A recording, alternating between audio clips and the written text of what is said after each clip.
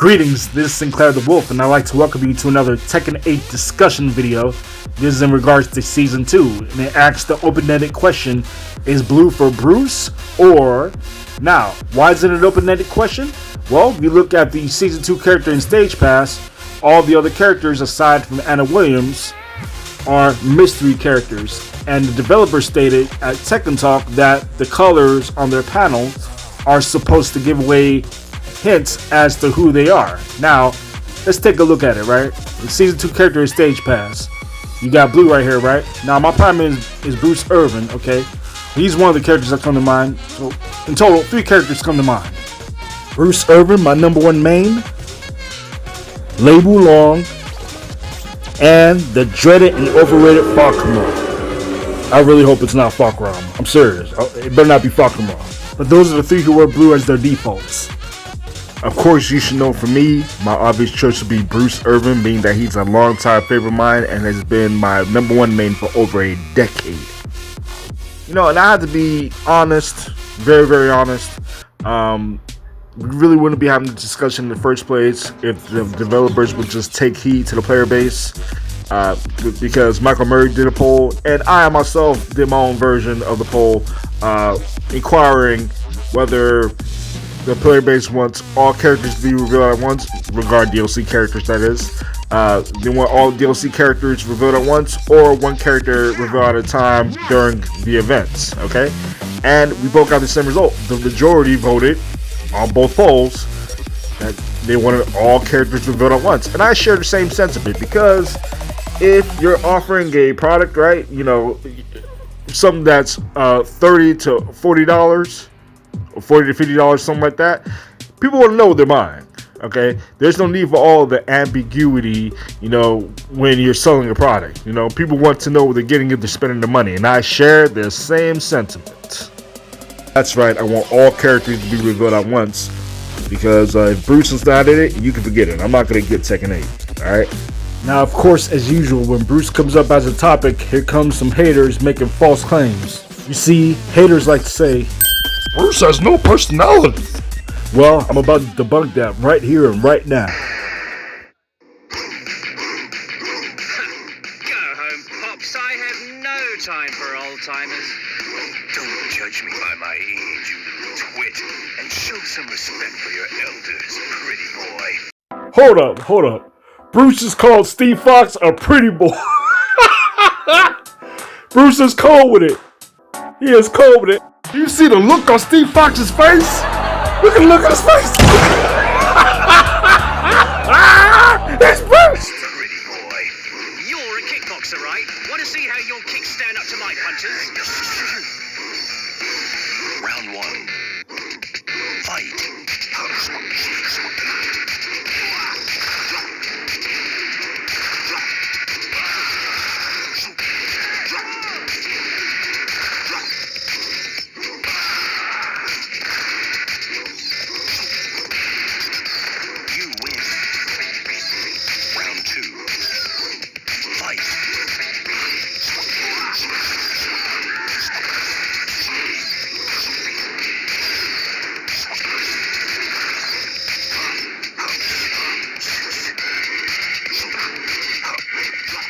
BRUCERYUKEN, you see that right there?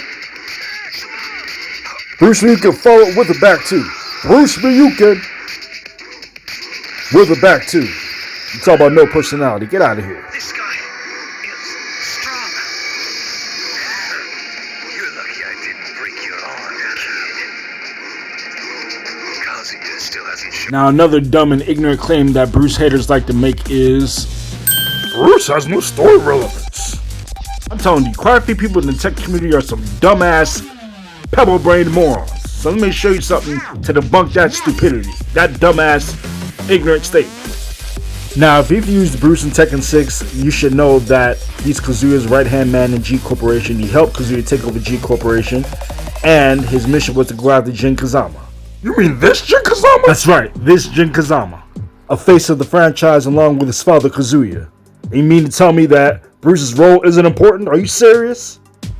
Now, my argument, which is really a common sense argument, is that if Kazuya and Jin are the main characters of the Tekken franchise, right?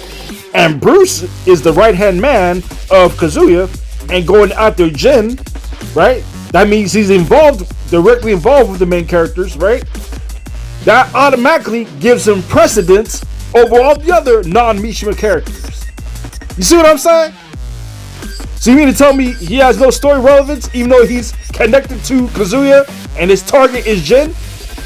Like really, like do you people not have brains in your head? I mean, yeah, you do, but it's like you don't know how to use it. Or it's just not functioning properly. Your brain's out of order. Something's wrong with you. If you can't figure that out, you know? That's like saying in John Wick, what's his name? That's like saying Sharon has no important role. Rest in power, Lance Reddick. That's like saying Sharon was irrelevant to the story. You see how stupid that sounds? That's how dumb it sounds when you say Bruce has no story relevance, even though he's connected to the Mishimas. You dumbass. It's like, what the hell's wrong with you idiots, man? Damn. Hey, see, Bruce is Kazuya's right-hand man. He has a long history of working beside him since Tekken 2. Tekken 2 came out when? 1995? You know? Up till Tekken Tag Tournament 2. Well, I mean, canonically, up until Tekken 6. Bruce has been Kazuya's right-hand man. You gonna try to say he's irrelevant? That's very, very stupid. But you want to praise characters like Fahkumram. Like, get the hell out of here. Regardless of what haters try to say, Bruce has accomplishments within the lore. Alright? Heck, without Bruce, there will be no G-Corp military. It was Bruce who militarized G-Corporation. If you play scenario campaign, you know, it was Bruce who trained the G-Corporation troops. So although Kazuya is the CEO of G-Corporation, Bruce is the foundation of its military operation. Okay? Without the military operations, guess what? They wouldn't have been able to win the war against the Mishima Zaibatsu. Guess what? That was all Bruce. Okay? For the morons. Now, story-wise, ever since Tekken 6, all of a sudden Bruce is nowhere to be seen or heard from, you know? Bruce had a very important and profound role in Tekken 6, and then here comes Tekken 7, all of a sudden, the character just disappears with no explanation whatsoever. You know, that's the most upsetting part about it, you know? Seeing Bruce's Tekken 6 ending. In fact, let's look at that real quick.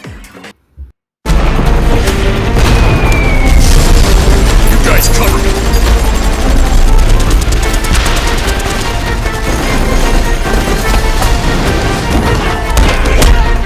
Lower your weapons. Lower your weapons. Don't move.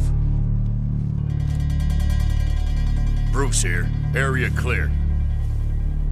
It looks like I won the bet. Over. This is HQ. Yeah, I know. Now go in and clean up. Over. You don't need to tell me twice. Let's go, everyone. So from that ending, you saw that Bruce is a leader. He's a commander. You know, he's a shot caller. You know, I mean, under Kazuya, that is.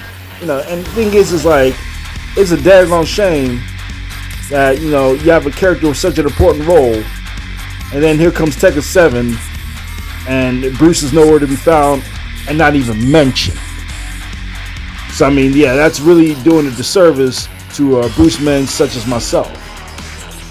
And of course, haters try to use any type of justification as for Bruce not being in Tekken 8 or not returning for Tekken 8. Yet you got Heihachi here, who was supposedly killed by Kazuya, right?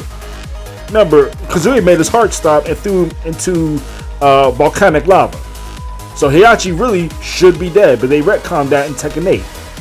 So you got Heihachi here in Tekken 8, but yet you still got haters making excuses and making justifications for Bruce not returning.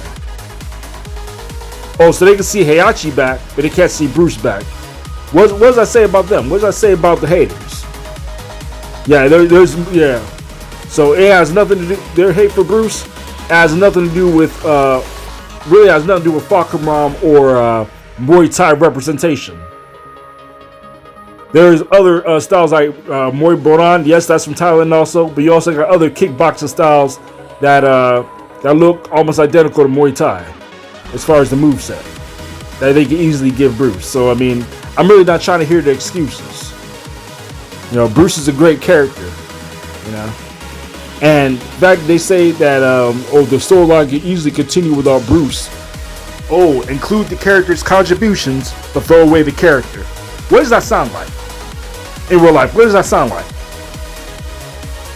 Anyway, we the supporters know that this character, Bruce Irvin, the Nightmare Impact, has made a lasting impact. How do we know that? Because people keep bringing him up when he's absent. And that's how you know a character's made a lasting impact, is if players keep bringing that character up during their absence. Bruce is fun to use, quick, powerful, and agile. Bruce would definitely shake things up in Season 2, especially if he had interactions with, you know, Jin, Kazuya, and of course Leroy Smith, because, you know, Bruce and Leroy are both from New York. You know, so I mean, that would be something special. But yeah, you know, Bruce would definitely shake things up because he's been left out the entire tenor of Tekken 7. So his return will make shockwaves in the community. And the haters, you know, yeah, they're gonna cry about, oh, Fahkumram, Fahkumram. So what? Too damn bad. They can get Fahkumram in Season 3, you know. But for veteran Tekken players like myself, Bruce is that dude. And as far as Li Wulong is concerned, I've tried the character on certain occasions, and of course you have to use him in Tekken 2 to unlock Bruce in the first place.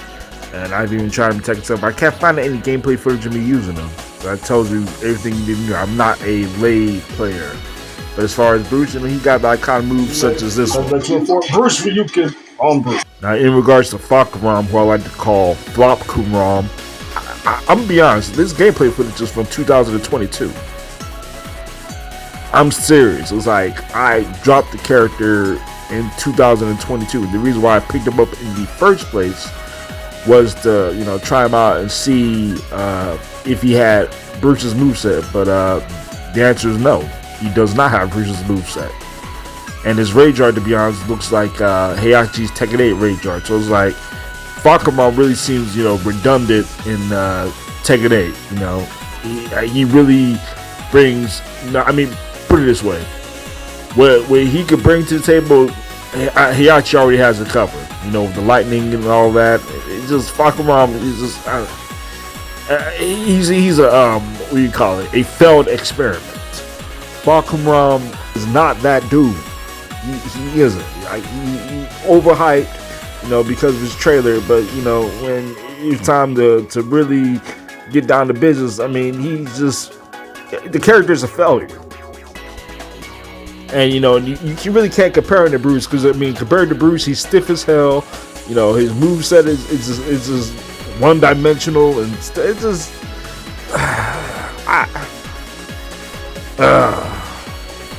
thing is, Fahkumram crybabies who happen to be Bruce haters, it's like they want to complain so much about Bruce has no personality. Fahkumram, Fahkumram's his representation. They use any type of excuse to try to prop up Fahkumram, but no, it's not working. No. And I'm gonna be 100% honest in regards to Fahkumram.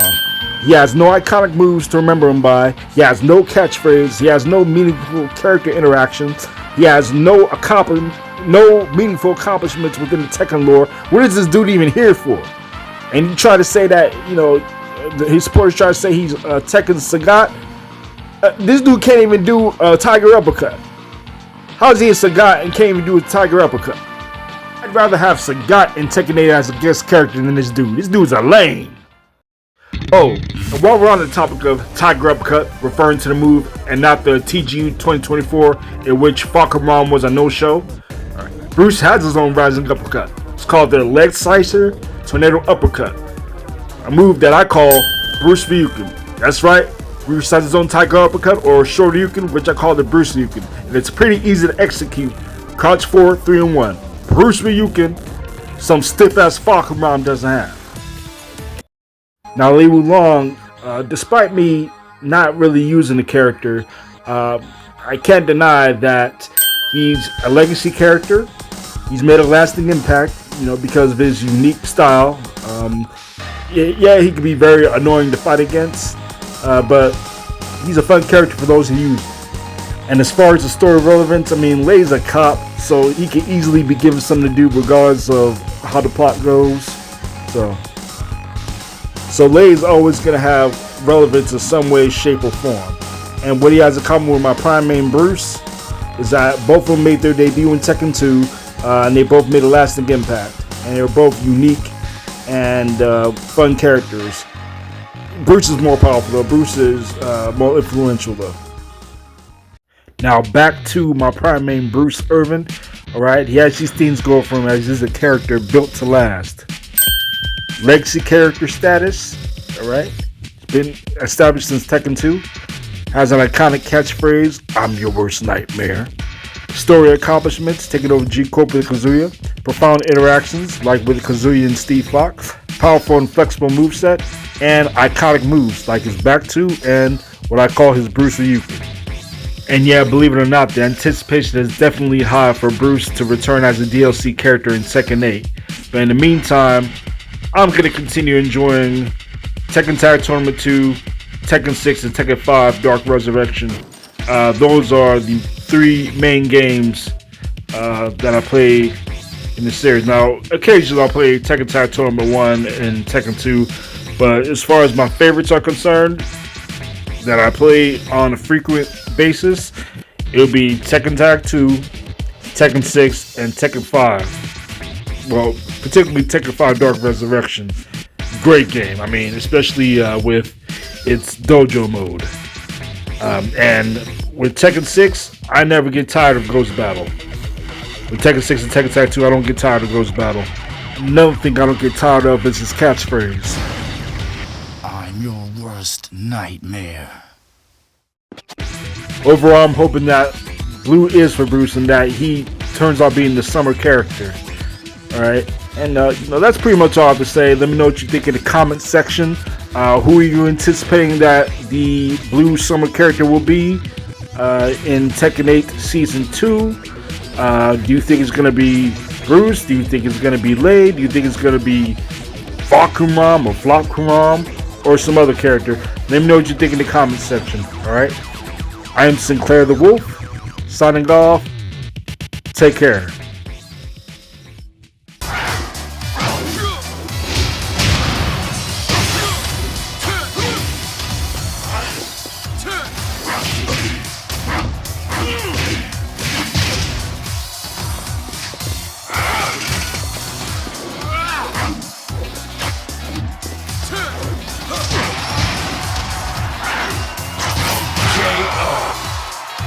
Round 2.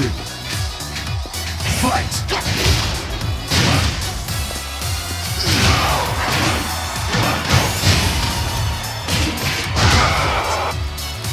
Round 3. Fight!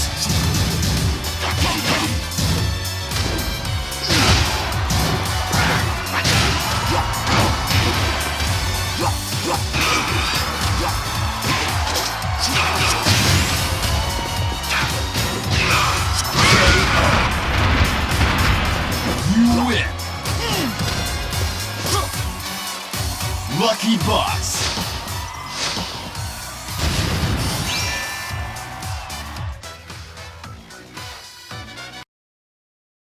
Alright, this is SynClaiR the Wolf. You can find me on the PlayStation Network under the gamer tag SCtheWolf, and you can find me on the Xbox Network as well under SCtheWolf. Alright?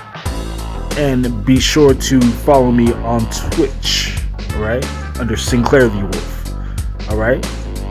Be sure to like, share, comment, and subscribe, and follow.